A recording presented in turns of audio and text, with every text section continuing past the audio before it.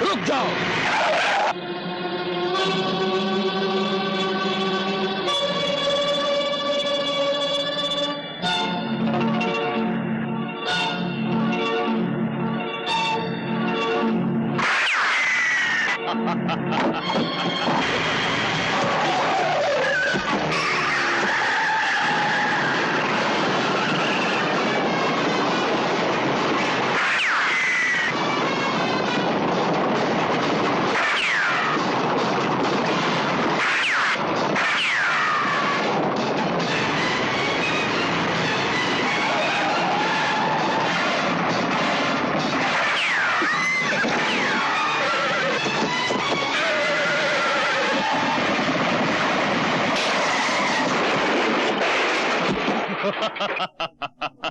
ले चलो।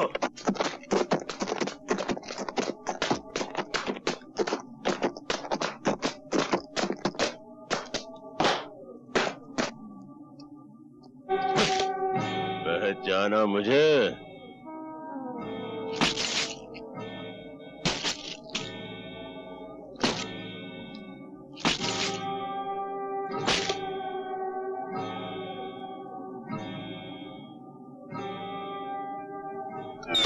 अपनी मौत को सामने देखकर भी नहीं पहचानते? शेरा?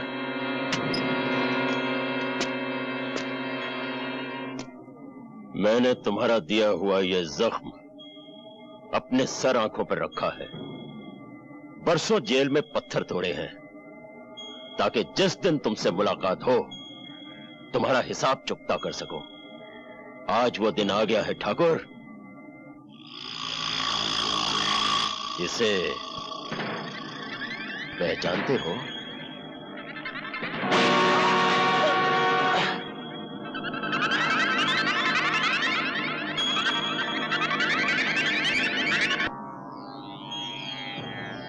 ये खड्डा मैंने तुम्हारे लिए ही खोद कर रखा है।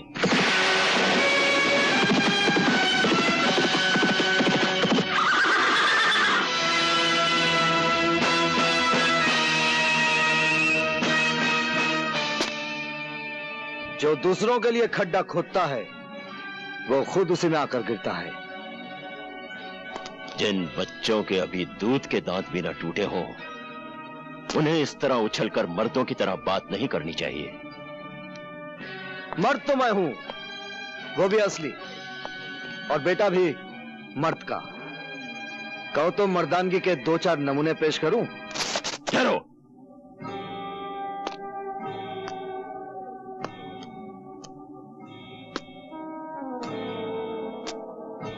लगता है कि तुम्हें पहले कहीं देखा है।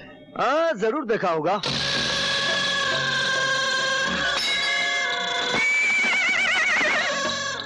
लो, बहादुर भी हाँ कह रहा है। अच्छाई बुराई की मुलाकात तो हर युग में होती है, फिर वही होता है जो हमेशा से होता है। बच्चे, हम कोई मामूली बला नहीं।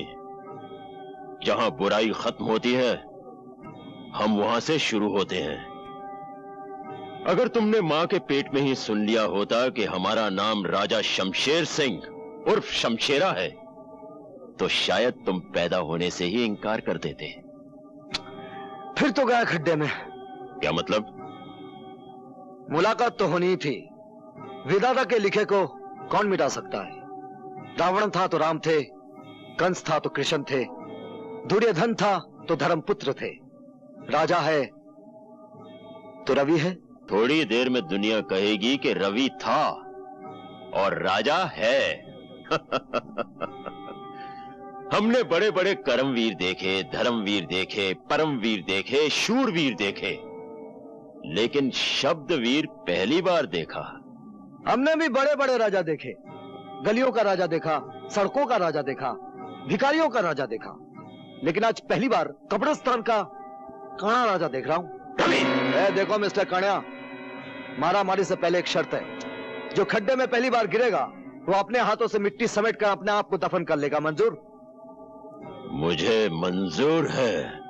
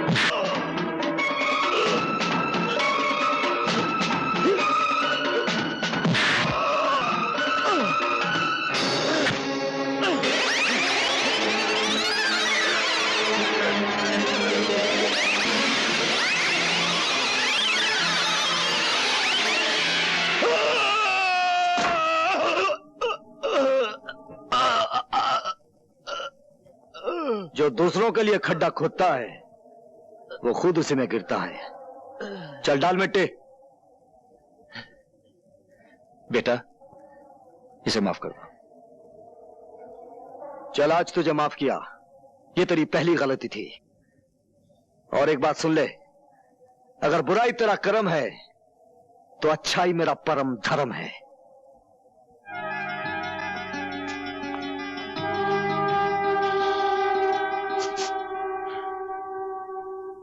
हाय राम, ये क्या हो गया आपको? कैसे हुआ ये सब? जिंदा पहुंच गया तुम्हारे पास। भगवान का शुक्र करो सावित्री। शमशेरा तो आ ही गया था आज, अपनी आंख का मेरी जान से बदला चुकाने। मुझे मारने से पहले एक नौजवान कहीं से आ गया और उसने तुम्हारी मांग का सिंदूर मिटने से बचा लिया। कहाँ है वो नौजवान? आप उसे साथ नहीं लाए? वही तो यहाँ लेके आया है मुझे। बाहर खड़ा है वो।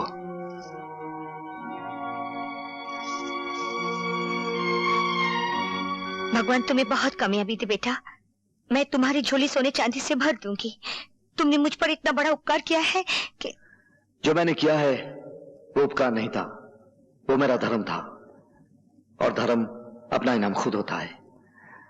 उसे सोने चांदी के तराजू में तोलकर मुझे शर्मिंदा ना कीजिए।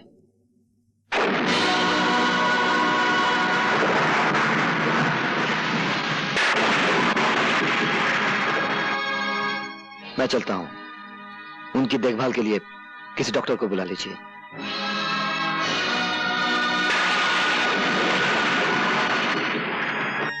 डॉक्टर साहब का बहुत खतरनाक एक्सीडेंट हुआ है, आप उनसे नहीं मिल सकती। मेरा मिलना उनसे बहुत जरूरी है। लेकिन आप समझते क्यों नहीं? उनकी जिंदगी और मौत का सवाल है। मेरी भी जिंदगी और मौत का सवाल है। सुनिए सुनिए।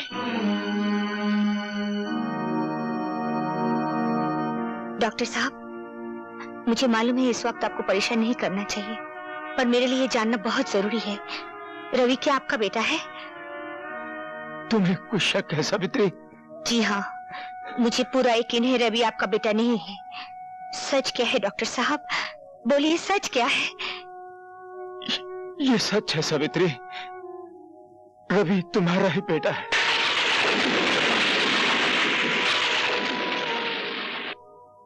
मगर अब इस सच्चाई को मेरे साथ ही मर जाने दो, नहीं तो तुम्हारे हरे भरे घर में आग लग सकती है। डॉक्टर साहब, डॉक्टर साहब, डॉक्टर साहब।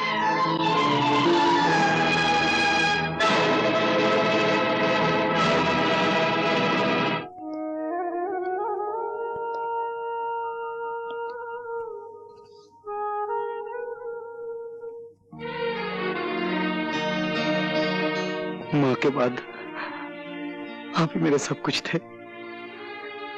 हम मुझे छोड़कर चले गए। मैं अनाथ हो गया पिताजी, मैं अनाथ हो गया।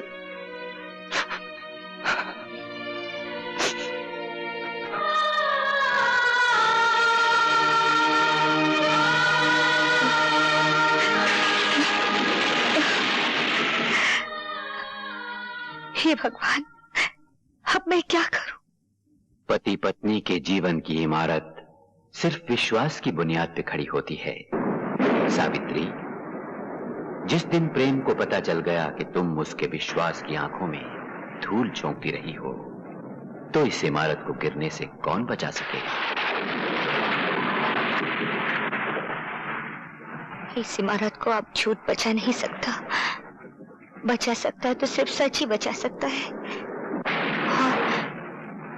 और आज मैं सच बता के रहूंगी।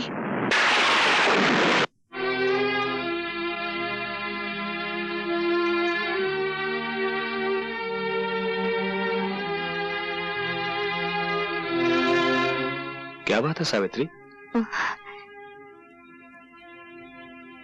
बात कुछ ऐसी है जो मैं ना कह सकी तो मेरा दिल अंदर ही अंदर घुट कर मर जाएगा। मैं आपसे सब... मैं जानता हूं तुम क्या कहना चाहती हो। मैंने तुम्हारी आंखों में तुम्हारे दिल की कहानी पढ़ ली है। तुम अपने बेटे के बारे में बात करना चाहती हो ना? हाँ हाँ, आपको कैसे मालूम कि मैं अपने बेटे के बारे में बात करना चाहती हूँ? सावित्री, मैंने जिंदगी के कितने साल गुजारे हैं तुम्हारे साथ, दुख सुख बांटे हैं। तुम्हारी जिंदगी का ऐसा कौन सा कोना है जो मुझसे छुपा है एक कोना जिसमें आज तक अपने... मैं वो कोना भी जानता हूं। उसका नाम है रवि। रवि? क्या बताया रवि ने आपको? उसने बताया कि तुम डॉक्टर को मिलने गई थी। डॉक्टर ने तुमसे कुछ कहा और दम तोड़ दिया। वो बिलक बिलक कर रोने लगा और तुमने उसके सर पे अपना हाथ रख दिया। और क्या कहा रवि ने? उसने कहा जब अपना हाथ तुमने उसके सर पर रखा तो उसे ऐसा लगा जैसे उसकी मां वापस आ गई हो।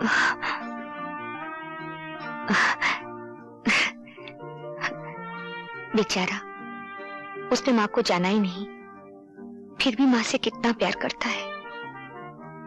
डॉक्टर साहब के चले जाने के बाद वो अकेला हो गया है।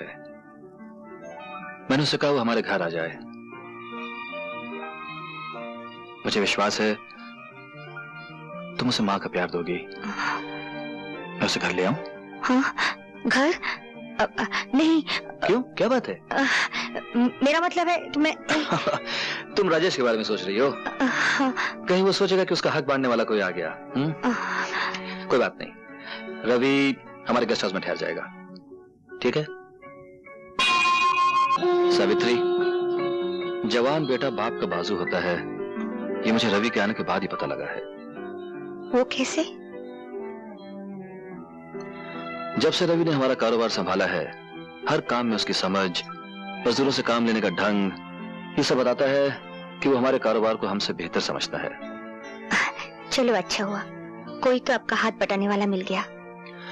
मैं तो चाहता था कि तुम्हारा लाडला राजेश एक बार रवि से मिल तो लेता, लेकिन उससे अपनी अयाशी से फुर्सत ही कहाँ है।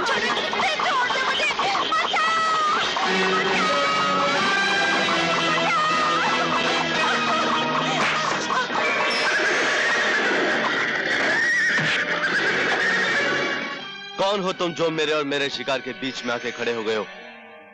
शिकार का इतना ही शौक है तो जंगल में जाओ और किसी शेर का शिकार करो। कमजोर लड़कियों पर हमला करने वाले को शिकारी नहीं कहते। मालूम होता तुम्हारे मुंह में जो जबान है जरूरत से ज्यादा लंबी है, उसे काट के छोटी करनी पड़ेगी। मेरी जबान काटने से पहले मेरे हाथ की लंबाई तो देख ले।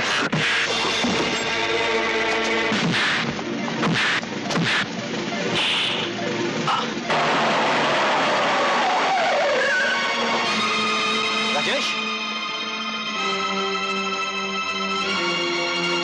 राजेश, ये क्या हो रहा है? बेटे, यही हो रवि है, उस दिन जिसने शमशेरा से तेरे पिता की जान बचाई, और अब हमारे कारोबार में इनका हाथ बटा रहा है। तो यूं कहो माँ कि ये हमारा नया नौकर है, जो हमारे टुकड़ों पर पलकर अपनी औकात भूल रहा। राजेश! रवि, तुम बताओ क्या हुआ? आप इन्हीं से पूछ लीजिए। मैं जानता हूं गलती तुम्हारी ही होगी राजेश। चलो हाथ मिलाओ इसके साथ। मैं नौकरों से हाथ नहीं मिलाता।